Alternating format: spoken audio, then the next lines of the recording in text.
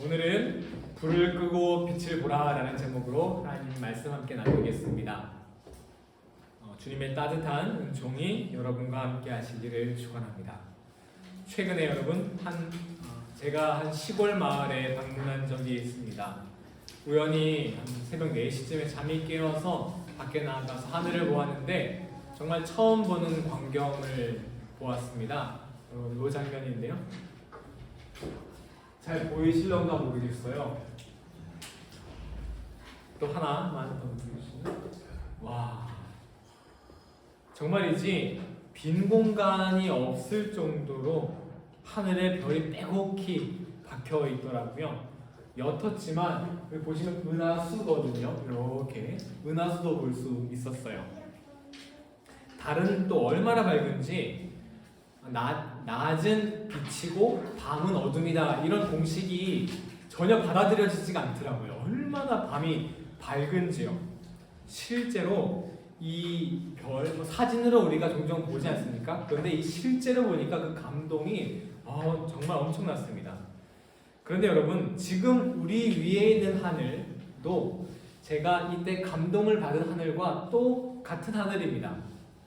그런데 왜 우리는 매일의 삶에서 이런 감동을 누리지 못하며 살아가는 것일까요? 간단하죠? 별이 안 보이니까, 없으니까요.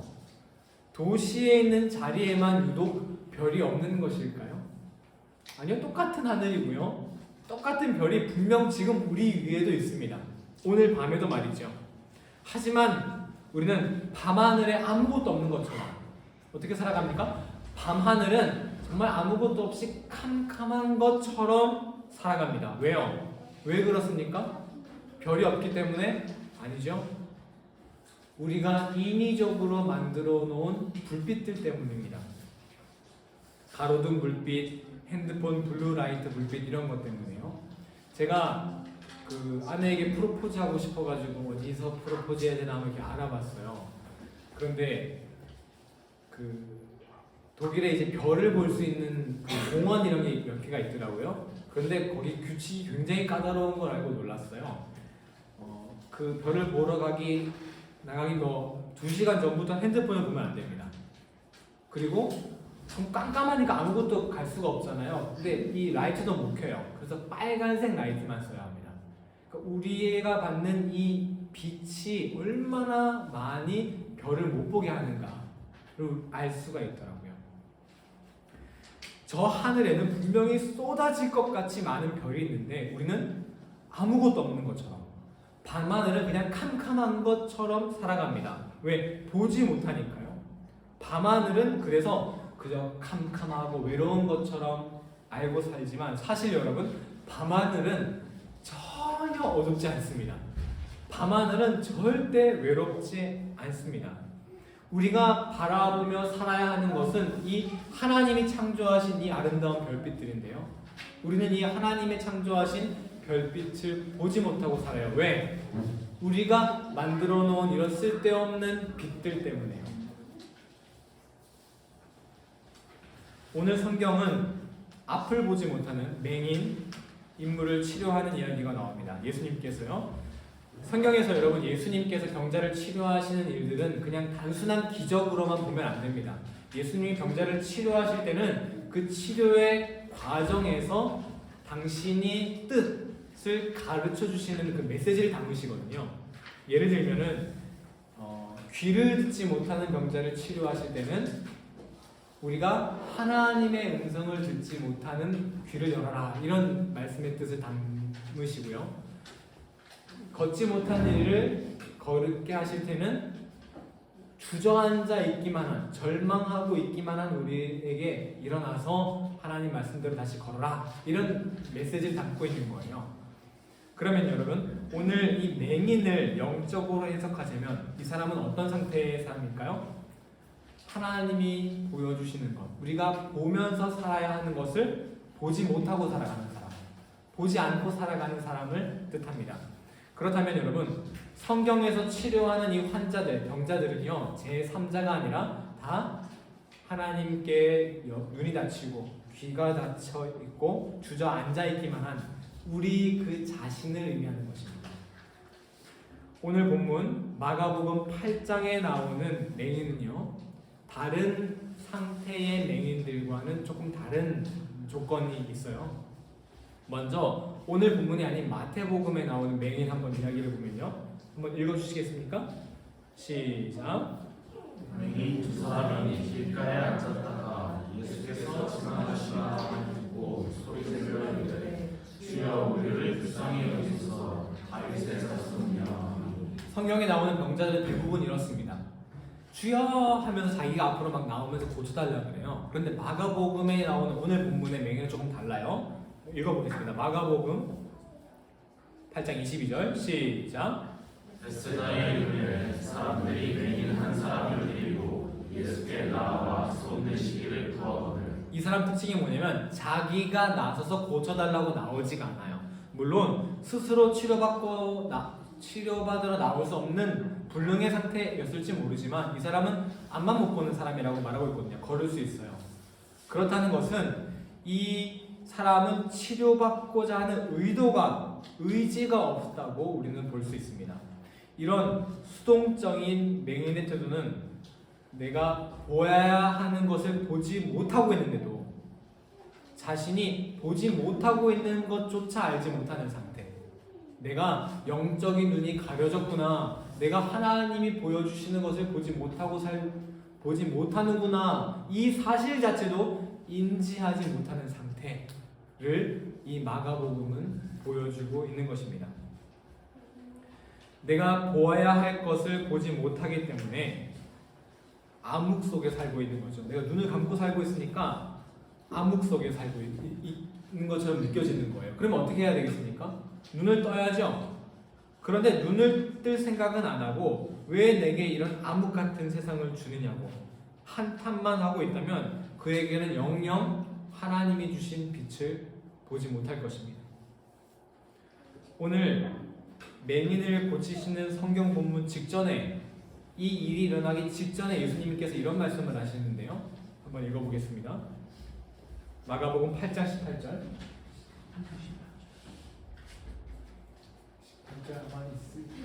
네, 감사합니다. 시작. 너희가 눈이 있어도 보지 못하며 귀가 있어도 듣지 못하느냐 또 기억하지 못하느냐. 이 말씀이 이 맹인을 고치신 말씀 직전에 하신 말씀이라는 게 의미심장합니다. 눈이 있어도 보지 못하느냐. 예수님이 맹인을 고쳐주신 게 단순히 그냥 기적을 일으키시는 게 아니라 우리에게 영의 눈이 닫힌 우리에게 눈을 열어라 라는 메시지를 주고 계신다는 것이죠. 우리가 보아야 하지만 보지 못하고 있는 밝은 빛이란 무엇일까요? 저는 그것을 하나님의 도우심, 하나님의 함께하심이라고 단언합니다. 뭐라고요? 우리가 보아야 하는 빛이 뭐라고요? 하나님의 보호하심, 하나님의 동행하심. 하지만 세상의 불빛 때문에 우리는 이 하나님의 도우심과 동행하심을 보지 못하는 것입니다. 가로등 불빛 때문에 수많은 별을 보지 못하는 것처럼 말이죠. 앞에서 말씀드린 그 수많은 별들을 제가 보았을 때 처음 드는 생각이 바로 이것이었어요. 하나님께서는 이 어두운 가운데에서도 너무나 확실하게, 너무나 분명하게 내가 너와 함께한다 라는 것을 나타내고 계시는구나. 그런데 내가 그것을 보지 못했을 뿐이구나. 와, 하늘의 별만큼 분명하게 존재하는 게 없더라고요.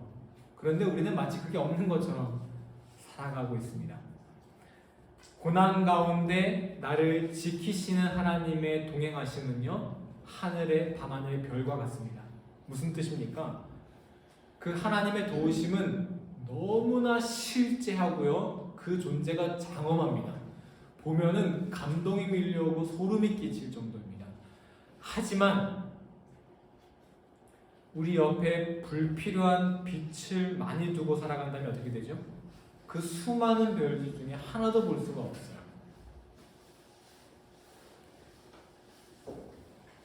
그렇다면 우리는 보지 않아도 되는 것, 보려고 켜놓은 이런 불필요한 불빛들, 그래서 하나님의 도우심과 하나님의 동행하심을 보지 못하게 만든 이 불빛들을 어떻게 해야 할까요? 꺼야 할 것입니다. 불을 끄고. 그럼 이 불빛들은 무엇일까? 예수님이 이 맹인을 어떻게 치료하시는지를 한번 봅시다. 마가복음 8장 23절.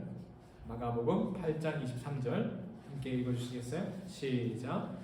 예수께서 맹인의 손을 붙잡으시고 마을 밖으로 데리고 나가사 눈에 침을 뱉으시며 그에게 안수하시고 무엇이 보이느냐 물으시니, 이 구절에서 가장 눈에 띄는 것은 당연히 어떤 부분이죠? 그쵸. 제가 이렇게 눈에 띄게 표시해 놨는데 사실은 침을 뱉는다는 게 가장 눈에 띄어요.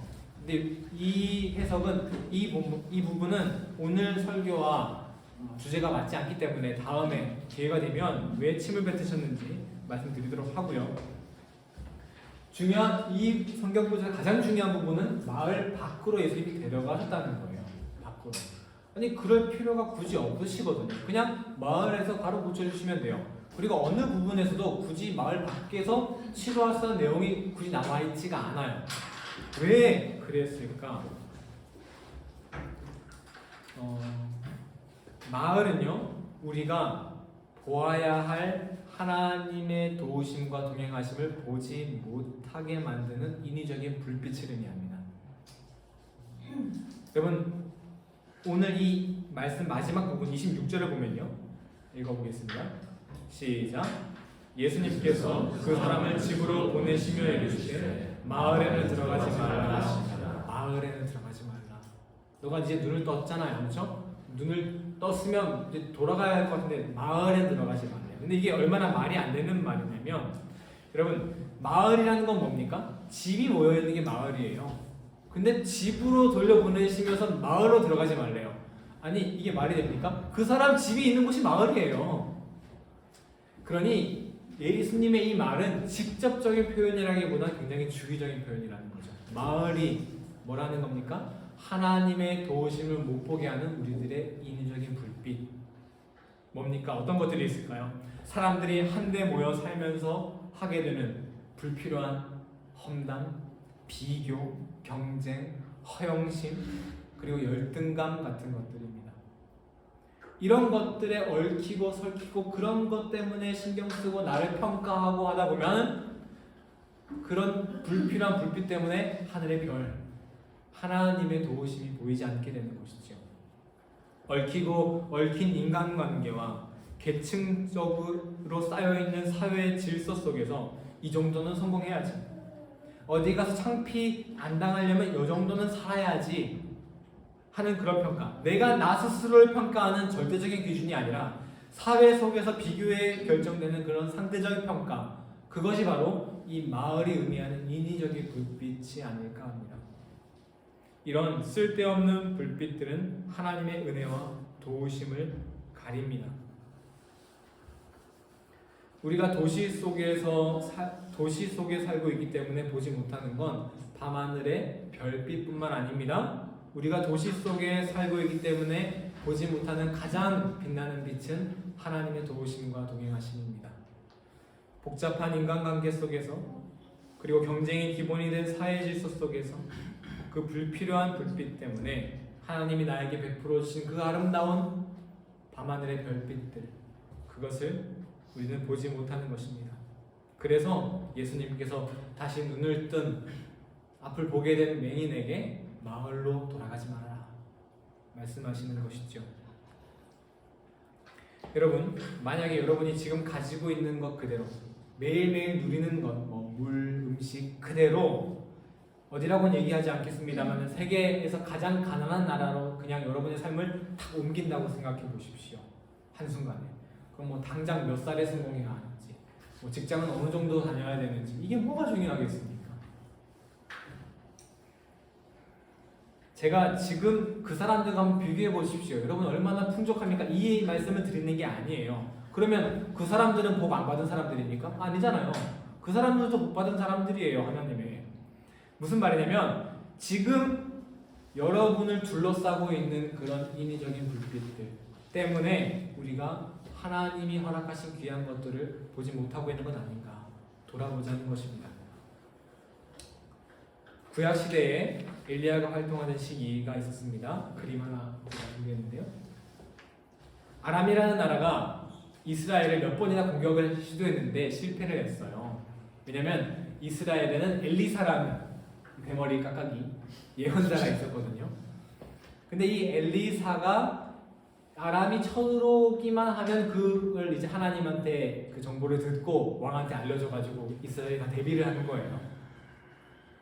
그래서 아람이 이 사실을 알았어요. 그래서 이번에는 이스라엘 공격하기 전에 누구부터 잡아야 되겠다? 엘리사부터 잡아야 되겠다. 그래서 엘리사 집 주위를 탁 둘러쌌습니다. 이걸 발견한 엘리사 제자가 화들짝 놀라가지고 엘리사님 이제 큰일 났습니다. 우리 어떡합니까? 그러자 엘리사가 하나님께 기도를 드려요. 무슨 기도를 드렸을까요, 여러분? 엘리사가 당연히 하나님 이 위기에서 저희를 구해주세요 이렇게 기도를 해야 마땅한데 엘리사는 그 위기를 위해 기도하는 것이 아니라 이 어려운 상황에 대항하는 기도를 하는 것이 아니라 이 제자를 위한 기도를 합니다. 그 기도를 한번 우리 함께 읽어볼까요? 열왕기하 6장 17절 전반부만 읽어보겠습니다. 시작. 기도하여 이르되 여호와여 원하건대 그의 눈을 열어서 구해하옵소서 하니 눈을 열어주옵소서. 이 제자의 눈을 열어주옵소서. 이 위기를 극복하게 해주세요. 어려움이 사라지게 해주세요가 아니라 눈을 열어주세요라고 기도했다는 거예요. 왜 이렇게 기도했겠습니까? 엘리사는 아무리 어려운 상황 속에서도 지금보다 더 숱하게 더 힘든 상황에 놓였지만 그는 항상 바라보며 살았거든요. 무엇을? 그 어려움보다 훨씬 더 빛나는 하나님의 도우심을 말입니다. 여러분, 제가 이런 말 하면 거짓말이라고 하는데 저도 뭐 들은 얘기인데 아프리카 막시아 이런 데 가면은 밤하늘에 검정 부분보다 별이 빛나는 부분이 더 많다는 거예요. 밤하늘은 검은색이 아니라는 겁니다. 별빛이 그 검정을 덮는다는 겁니다. 엘리사는 바로 그런 하늘을 보고 살았던 거예요. 자신의 상황이 정말 그 컴컴한 어두운 상황이 맞긴 맞아요. 그런데 그 밤하늘을 봤는데 뭐가 그 밤하늘을 뒤덮고 있어요? 빛나는 별들. 하나님의 도움이 뒤덮고 있으니까 그걸 보지 못하는 이 제자를 위해 기도하는 거죠. 하나님 이 제자의 눈을 열어주세요. 했더니 어떤 일이 벌어집니까? 17절 후반부 읽어보겠습니다. 시작. 여호와께서 그 청년의 눈을 여시되 그가 보니 불말과 그 병거가 산에 가득하여 엘리사를 둘러쌌다. 그림 보이시면 바로 이렇게요. 아까 앞에 그림 네, 저기 이렇게 보이는 거죠. 이렇게 어두움에 둘러쌌지만 그렇습니다. 엘리사는 자신이 아무리 어둡고 캄캄한 절망 속에 놓여 있다 하더라도 어떤 절망 속? 아람이라는 군대에 둘러싸여 있어도 그 아람의 군대에 힘들어서 기도하는 게 아니라 저기 더욱더 빛나는 불말과 불병거, 즉 하나님의 도우심과 동행하심을 똑똑하게 보고 살아갔습니다. 엘리사는 하나님께 지금 닥친 이 위기, 지금 힘든 거 좀 해결해 달라고 기도하지 않았습니다. 하나님의 그 도우심을 내가 보게 해달라고, 눈을 열어달라고 기도했습니다. 여러분 성경 속 사람들을 보십시오. 요셉, 엘리야, 바울 등등 하나님의 사람이기 때문에 이 사람들의 인생이 더 빛났던 것 아닙니다. 더 캄캄했습니다. 오히려. 하지만 다른 것은 그 캄캄한 가운데 하나님의 보호하심과 동행하심을 바라보며 살았다는 것입니다. 그럼 밤하늘을 다시 한번 상상해 보십시오. 제가 다른 사진 하나 준비해주세요. 우리 인생 중에 어렵고 힘든 시기에 비유할 만큼 밤하늘은 어둡습니다. 하지만 그 시커먼 하늘을 모조리 덮을 만큼 수많은 별이 있다는 사실을 여러분 기억하십시오. 천문학자들이 말하는데요. 별이 몇 개일까? 지구에 존재하는 모든 알갱이, 바닷가의 모래를 포함해서요. 돌멩이, 모래가루 다 포함해도 그것보다 별이 많다는 거예요. 그 밤하늘이 얼마나 풍성하고 놀라운지요. 그리고 그 밤하늘이 그냥 가만히 멈춰 있는 것도 아닙니다. 제가 놀라운 장면을 포착했는데요. 한번 찾아보시겠어요?